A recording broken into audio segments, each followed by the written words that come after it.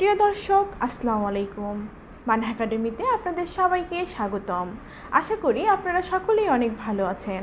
আজকে আমি আলোচনা করব কিভাবে খুব সহজে আমরা আমাদের ছোট্ট সোনামণিদের স্বরচিহ্ন ছাড়া শব্দ গঠন শেখাবো। প্রথমেই বলি, আমরা কখন বাবুকে স্বরচিহ্ন ছাড়া শব্দ গঠন শেখাবো। আমাদের বাবু যখন স্বরবর্ণ ও ব্যঞ্জনবর্ণ খুব ভালোভাবে পড়তে ও লিখতে পারবে, অর্থাৎ বাংলা বর্ণমালা তার খুব ভালোভাবে শেখা হয়ে যাবে।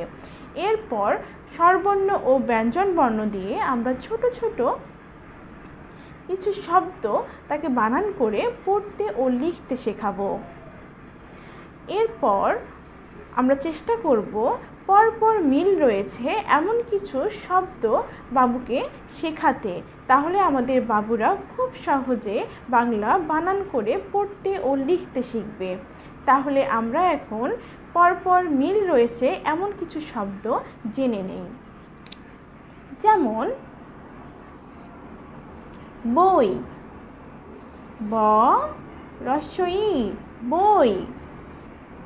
দই, দ ই দই। খই, খ ই খই। মই, ম ই মই। কই, ক ই কই। ড ই দই। আমরা যদি এভাবে পরপর মিল রেখে বাবুকে পড়াই, তাহলে তা খুব সহজে তার মনে থাকবে। বন, ব দন্ত ন বন। মন, ম দন্ত ন মন। ডন, ড দন্ত ন ডন। কন, ক দন্ত ন কন।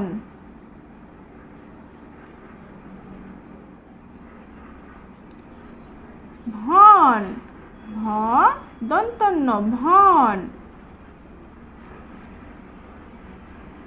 পন, প দন্ত ন পন। এরপর বল, ব ল বল। ফল, ফ ল ফল। কল, ক ল কল। নল, ন দন্ত ন ল নল।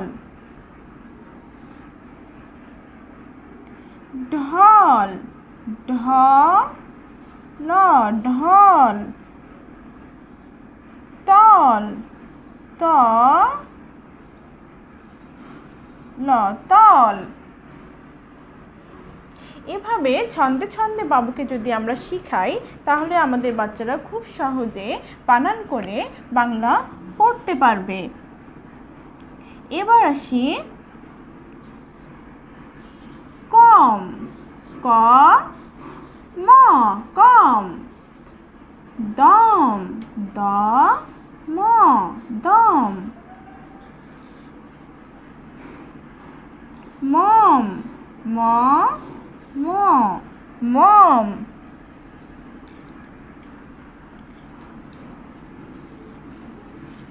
গম, গ ম গম। অবশেষে বলবো, আমরা যখন বাবুকে বাংলা বানান করে লেখা ও পড়া শেখাবো, চেষ্টা করব তাদেরকে বেশি বেশি প্র্যাকটিস করাতে। কেননা প্র্যাকটিসের মাধ্যমে আমাদের বাবুরা খুব সহজে বাংলা বানান করে পড়তে শিখবে। আমরা যখনই তাদেরকে কোনো একটি শব্দ শেখাবো, চেষ্টা করব পাশাপাশি আরও 2 থেকে 3টি শব্দ তাদেরকে উদাহরণ দিয়ে শেখাতে। আজকের আলোচনাটি আমার এই পর্যন্তই ছিল। সবশেষে সবার কাছে আমার একটি ছোট্ট অনুরোধ, যদি আমার ভিডিওটি আপনাদের ভালো লাগে, চ্যানেলটি অবশ্যই সাবস্ক্রাইব করবেন এবং একটি লাইক ও কমেন্ট করবেন। আসসালামু আলাইকুম।